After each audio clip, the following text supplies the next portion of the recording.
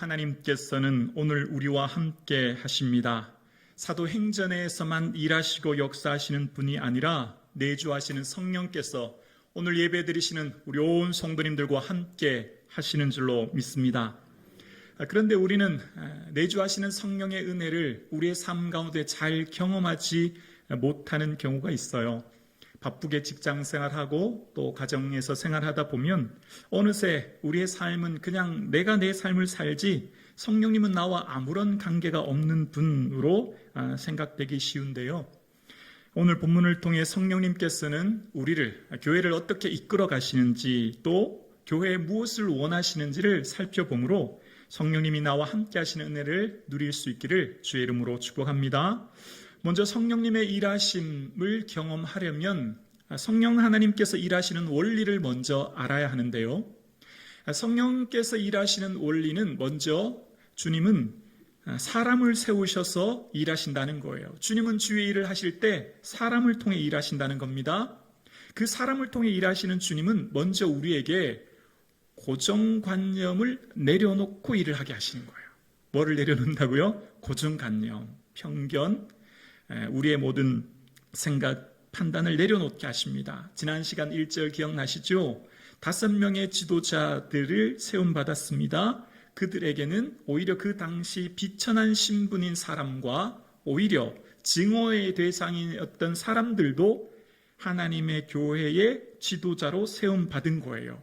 그러니까 오늘 우리가 몸된 교회를 섬길 때 이제 앞으로 하나님께서 은혜 주셔서 우리도 믿음의 일꾼들 우리 교회도 세워야 하는데요. 그럴 때 우리의 편견으로 저 사람은 이런 것 때문에 안 되고 이 사람은 이런 것 때문에 안 돼가 아니라 하나님의 믿음의 눈으로 내 편견을 내려놓고 보게 하시는 거죠. 오늘 지난 시간 하나님께 쓰임받았던 5명의 지도자들을 세우시면서 주님은 그들을 통해 일치하고 그러니까 하나 되고 화해하는 공동체를 만드신 거예요.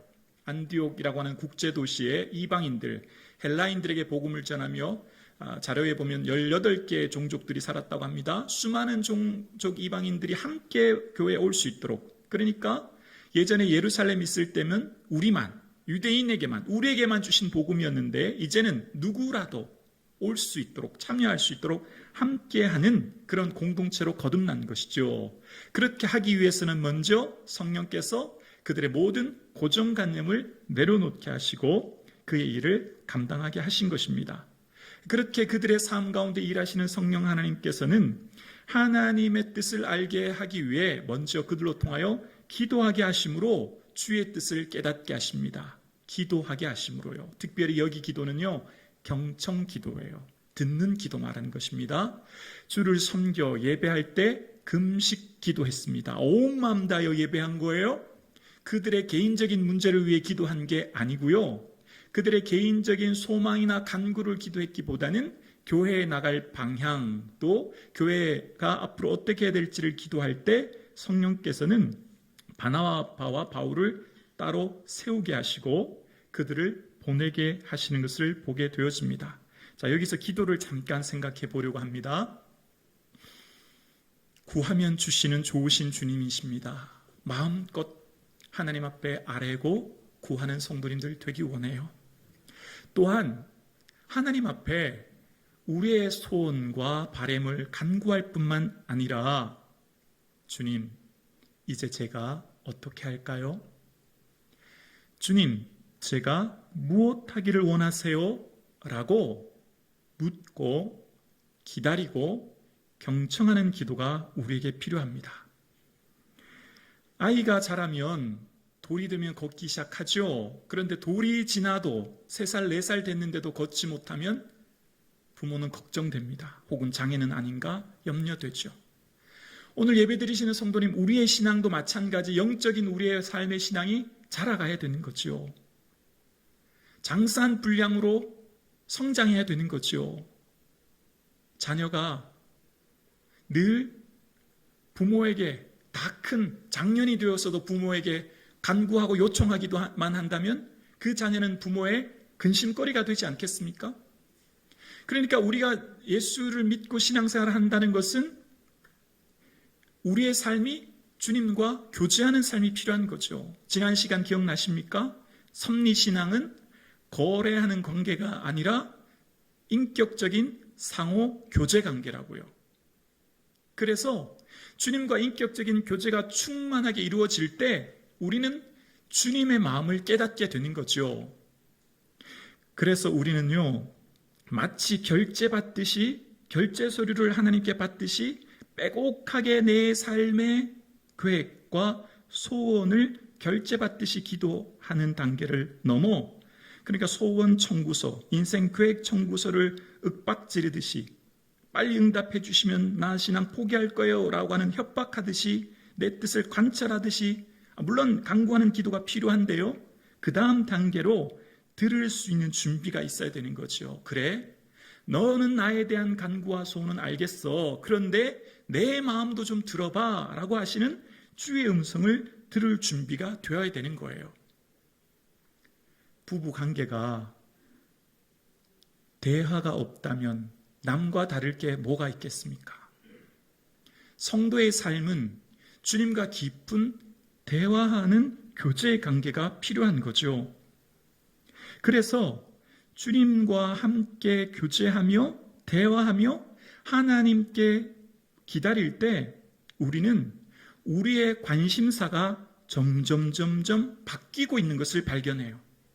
그러니까 예전에 내가 좋아했던 것들이 이제는 그것이 별로 좋지 않고 즐겁지 않고 내가 좋아하고 즐거워하는 초점이, 중심이 점점 이동되는 것을 발견하죠. 그래서 주 안에 감추인 새 생명 얻으니 이전에 좋던 것 이제는 값없다. 주님 앞에 가만히 머물러 주님을 묵상하고 기다리면, 주의 주시는 풍성한 은혜 안에 거하면 참된 복이 무엇인지를 깨닫게 해주시고, 우리의 삶의 참된 복은요, 하나님 함께 하시는 거예요. 여호와의 율법을 즐거워하는 자, 주야로 묵상하는 자, 하나님 보시기에 그 사람이 참된 복 있는 자라는 거예요. 그러니까 우리의 삶의 기쁨의, 즐거움의 대상이 바뀌게 되는 걸 보아요. 마치 다윗이 시편 9편에 내가 주를 기뻐하고 즐거워하며 지존하신 주의 이름을 찬양하리다 고백했던 것처럼 예수님이 기쁘고 예수님이 즐겁게 우리의 기쁨의 대상이, 초점이 바뀌어지는 은혜를 주십니다. 여러분, 오늘 이 예배 자리에 왜 나오셨어요? 왜 우리가 금요 성령 기도 시간에 왜 기도해요? 집에서 TV 보고 소파에서 누워서 쉬면 기쁘고 즐겁고 좋잖아요. 편하잖아요. 그런데 예배를 통해 주시는 충만한 은혜, 찬양을 주시는 감격과 기도를 통해 주시는 놀라운 은혜를 우리는 경험했기 때문이에요. 그렇게 세상의 TV를 보고 쉬는 것보다 더 큰 기쁨과 참된 쉼과 은혜가 이 예배통에 있다는 것을 우리는 경험했기 때문에 이 자리에 나온 거죠. 왜 예물 드리세요? 세상 사람들은 물질이 전부라고, 물질이 있어야 행복하다고 하는 이 세상에 우리는 10분의 1을 주님께 드려요. 그런데 더 드리지 못해 안타까움이 생겨요. 주시는 충만한 은혜가 있기 때문이에요. 기쁨이 있기 때문이에요. 이것은 맛보아 아는 거거든요. 성령 하나님은 경험으로 아는 거예요. 머리로, 지식으로, 생각으로가 아니라 내 전인격적인 삶을 들여 아는 거예요. 우리가 왜 성령 하나님 일하심을 잘 모를까요? 관심이 없어서는 아닐까요? 관심이요. 이 예화는 많이 들으셨잖아요. 맨하탄에 인디언 친구와 미국 친구와 길을 걸어가다가 인디언 친구가 어디서 귀뚜라미 소리가 들리네? 그랬더니 나는 안 들려. 그랬더니 그래? 그러면서 인디언 친구가 주머니에서 동전을 바닥에 쫙 뿌렸더니 길 가던 사람들이 다 뒤를 돌아봤다고요. 동전 소리에는 귀가 뚫려 있지만 귀뚜라미 소리는 못 듣는 거죠. 성령 하나님은 끊임없이 우리에게 말씀하시는 거예요. 이 시간 예배를 통해, 목사의 설교를 통해 여러분이 말씀을 묵상할 때, 또한 기도하여 경청하여 들을 때, 또한 산과 들과 바다와 자연을 통해, 또한 내가 일상에서 만나는 직장 경로를 통해 수많은 믿음의 사람을 통해 끊임없이 말씀하시는 거예요. 그런데 우리가 조금만 더 관심을 주님께로 기울이면 주의 은혜를 발견하게 되는 거죠. 여러분, 주일 이렇게 1시간 예배 드리는 거요, 돈으로 환산하면 얼마쯤 될까요? 100만 원? 좀 더 크게 500만 원? 1000만 원? 돈으로 환산할 수 있겠습니까? 하나님께 예배 드릴 때 주시는 충만한 은혜, 기도를 통해 주시는 깊은 은혜, 찬양을 통해 주시는 감격이 여러분 그 한 번의 예배와 찬양과 기도가 돈으로 환산될까요? 안 되죠. 세상 사람들은 이 기쁨을 모르는 겁니다. 믿음을 주신 우리에게만 은혜가 되는 거죠. 그래서 성령님이 일하시는 원리는요, 이해되지 않고 납득되지 않아도 한 발자국 순종하면 그 다음 단계를 인도하시는 거예요. 바나바와 바울을 보내라고 하시는데 바나바는 지금 안디옥 교회 담임 목회자 아닙니까? 담임 목회자를 선교사로 보내면 그 교회는 어떡합니까? 또한 바나바의 입장에서 앞으로의 먼 선교 여행은 강도의 위험, 여러 짐승들의 위험, 자연 환경의 위험들이 있지만 그러나 순종하는 거죠. 순종할 때 성령님의 음성과 일하심이 보여지고 경험되기 시작하는 거예요. 주님은 큰 걸 요구하시지 않으세요. 크고 대단한 걸 바라지 않으세요. 당장 너는 지금 해외에 선교사로 가라, 그런 거 말씀하지 않으세요. 성령님의 일하심은요, 가장 가까운 곳에서부터 일하십니다. 오늘 본문 4절 함께 보실까요? 4절에 보면 두 사람이 성령의 보내심을 받아 실루기아에 내려가 거기서 배 타고 구브로에 가서, 자, 이해를 돕기 위해 지도를 한번 잠깐 볼까요? 안디옥은 내륙에 있는 도시인데요, 안디옥에서 오론테스라고 하는 강줄기와 연결된 시리아의 최대의 도시가 바로 아니요 전도사님 안디옥부터예요. 네. 지금 보이는 곳이 안디옥인데요, 안디옥에서 이제 강 오론테스라고 하는 강을 따라 내려가면 그 당시 시리아 최고의 항구인 실루기아가 등장합니다. 그 실루기아에서 이제 배를 타고 구브로라고 하는 섬으로 선교 여행을 가게 되어집니다. 자, 구브로에 가게 된 이유가 뭘까요? 구브로는 바로 바나바의 고향입니다. 바나바와 바울 그리고 수행원 마가가 함께 가는데 그곳은 바로 바나바의 고향이기 때문이에요. 예수님께서 사역하실 때 가장 먼저 갈릴리에서 사역하셨지요. 물론 태어나신 고향은 베들레헴입니다마는 그때 당시 호적하러 임시로 잠깐 가셨던 것이었고 실제 자라고 성장하신 곳은 고향이나 마찬가지인 곳이 갈릴리였죠. 갈릴리에서 사역하시는 거예요. 성령님이 임재하시면 첫 번째 어디부터요? 예루살렘과 온 유대와 사마리아예요. 예루살렘, 지금 너가 발 디디고 있는 그 땅부터 예수님 보여주는 삶 살아라 라고 말씀하시는 거예요. 사랑하는 성도님, 성령님께서 우리에게 말씀하시는 것은요, 너와 함께하고 있는 가족에게 예수님을 보여주는 그리스도의 삶을 살 수 있겠니? 너와 가장 가까이에 있는 교회 공동체의 성도들에게 예수님을 보여주는 삶을 살 수 있겠니? 말씀하시는 거예요. 여러분이 매일 만나는 직장 동료에게 그리스도의 삶의 모습을 보여주기를 주님은 원하시는 거죠. 땅끝이 어디입니까? 지구는 평지가 아니라 둥글기 때문에 한 방향으로 일직선으로 계속 걸어가면 출발했던 곳이 한밤 돌아서 다시 도착하게 되죠. 알고 보면 땅끝은 어쩌면 내가 발 디디고 있는 이곳일 수도 있어요. 오늘 본문에 성령의 보내심을 받아라고 하는 부분을 잠깐 한번 생각해 보려고 합니다. 영이신 하나님, 볼 수 없고 만질 수 없는 분이에요. 이 부분에 대해서 성령이 어떻게 보내셨는지 침묵하기 때문에 정확하게 알 수 없어요. 주석가에 따라서 예언하는 사람을 통해 고용동체에 말씀했다라고 하는 사람도 있고, 또 이 부분을 주석하지 않은 대부분의 학자들이 주석하지 않았더라고요. 여기서 한번 저는 제가 개인적으로 묵상하면서 말씀드리려고 해요. 우리가 하나님께 기도하고 예배할 때 마음에 뜨거운 감동을 주시죠. 그럼 이것이 성령님께서 주시는 감동인지 내 개인적으로 생각하는 생각인지 어떻게 구별할 수 있을까요? 지금 내가 하나님 앞에 은혜를 받았어요. 기도해요. 그리고 마음에 뜨거운 감동을 주십니다. 아멘. 네, 눈물 주실 때 하나님의 성령이 주시는 것입니다. 중요한 기준은요, 첫 번째, 지금 내가 주시는 이 마음의 감동이 하나님의 성경 말씀과 부합한지를 잘 생각해 보면 돼요. 그리고 두 번째, 그 받은 말씀을 통해 그 사람이 정말 성령의 충만한 감동을 받고 살아가는 사람인지는 그 사람의 삶을 통해 드러나요. 삶을 보면 열매로 그들을 안다고 말씀하셨죠. 삶을 통해 그들을 알 수 있는 거예요.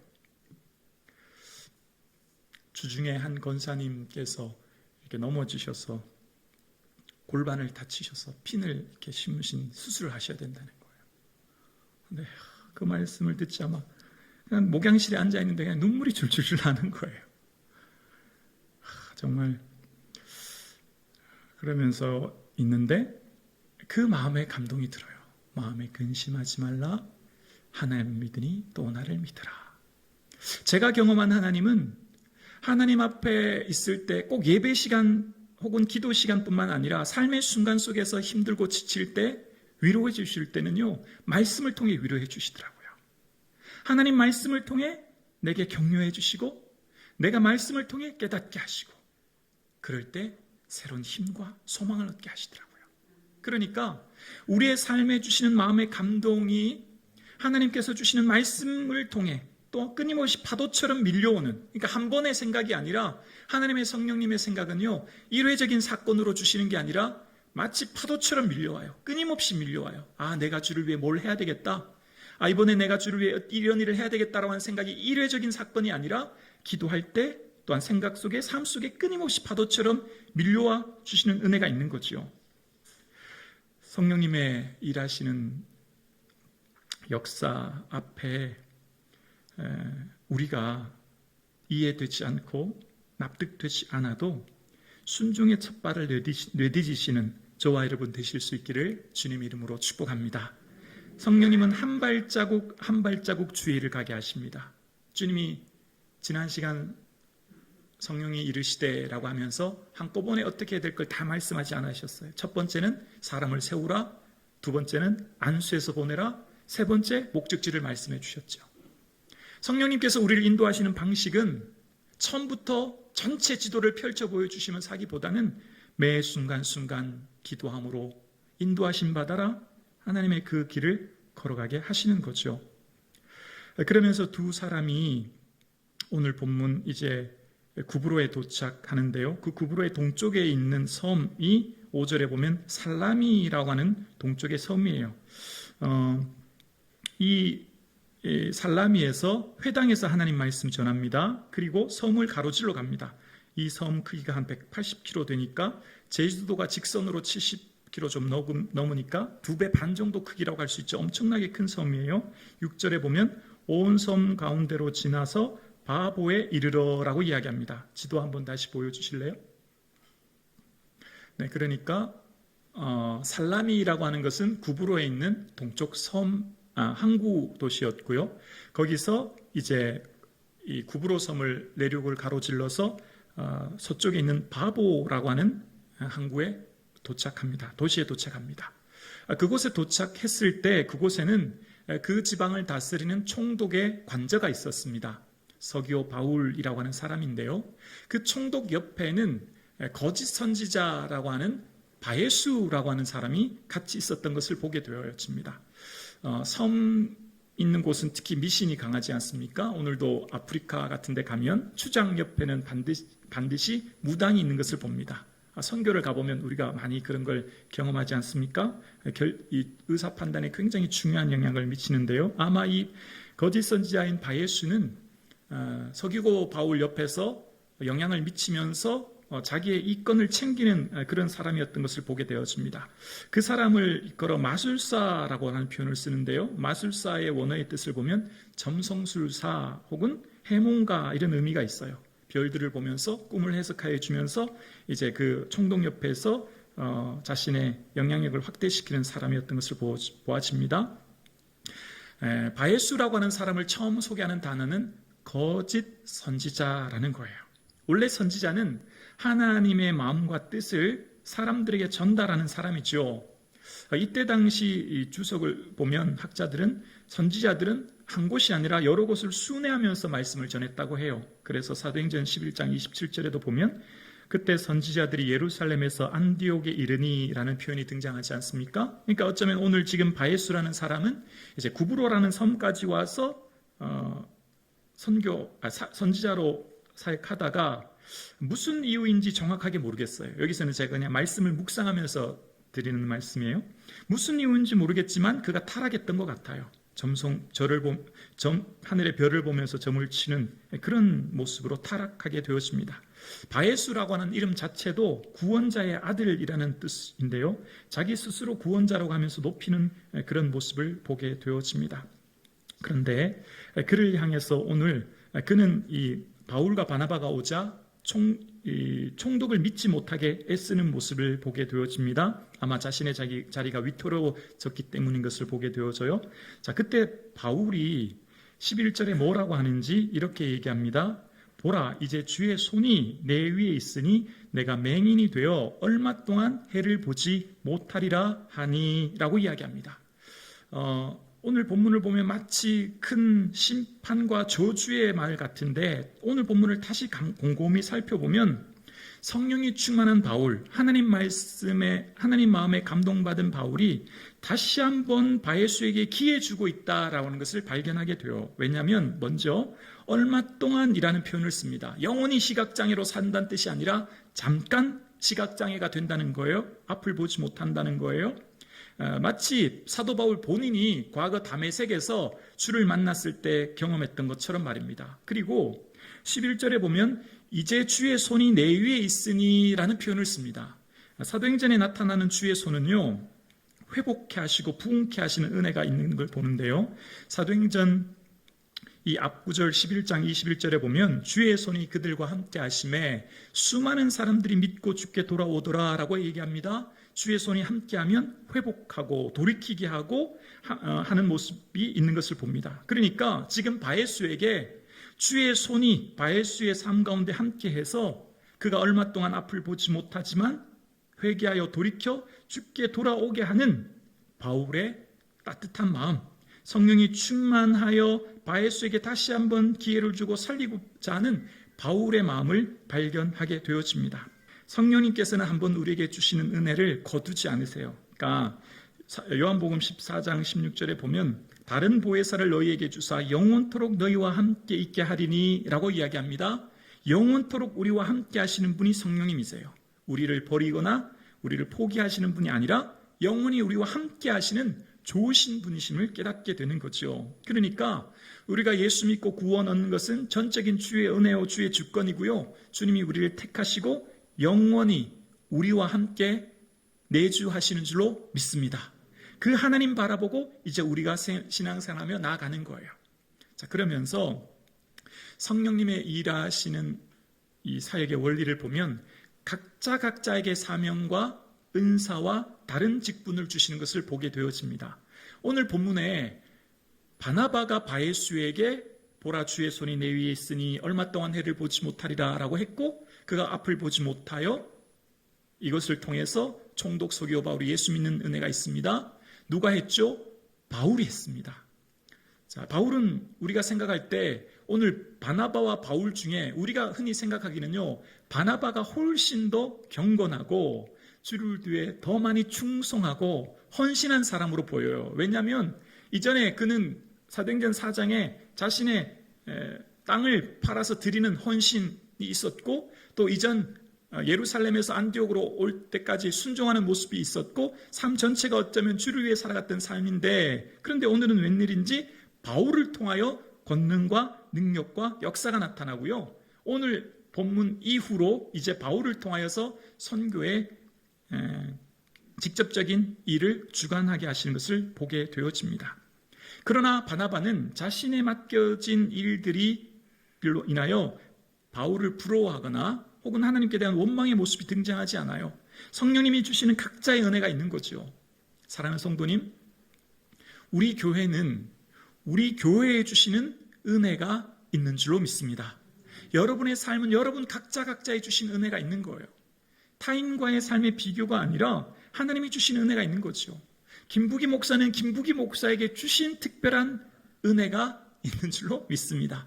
제게 주신 그 은혜를 기뻐하고 감사하고 최선을 다해 교회를 섬길 때 주께서는 충만한 은혜를 우리에게 부어 주실 줄로 믿습니다. 그렇습니다. 성령 하나님께서는요, 우리의 삶에 역사하지 않은 게 아니라 우리와 함께하고 계시는데 어쩌면 우리의 편협한 생각과 고정관념으로 하나님의 일하심을 제한하는지 몰라요. 하나님께서는 오늘도 우리와 함께 하시고요. 주의 일을 하기 원하십니다. 그래서 선교는 하나님의 선교예요. 하나님이 하시는 일이지요. 그래서 선교는요, 교회를 통해 하십니다. 교회를 통해 하나님께서는 복음을 선포하게 하시고 사람을 세우시고 그곳에 종들을 보내셔서 파송하시사 선교의 주체가 되게 하신 것을 보게 되어집니다. 안디옥 교회가 부흥한 이유는 뭡니까? 부흥한 이유는 다시 한번 살펴보면 선교하기 위한 것을 보게 되어져요. 반대로 말하면 주를 위해 선교하면 하나님께서 부흥하고 성장해 주신다는 것을 알게 되어지죠. 이것을 우리에게 적용해 보면 어떨까요? 우리의 삶의 목적이, 삶의 이유가 예수 그리스도와 복음 위에 살 때 주께서 우리에게 충만한 은혜를 부어 주시는 줄로 믿습니다. 그 성령 하나님께서 바라보시는 그 삶의 방향과 같은 길을 걸어갈 때 큰 은혜를 주시는 거죠.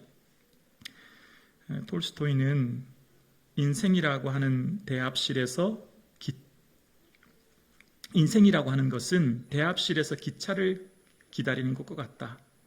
함께 있지만 어떤 사람은 지옥이라는 열차를 기다리고 어떤 사람은 천국이라는 열차를 기다린다라고 하는 문구를 보았습니다.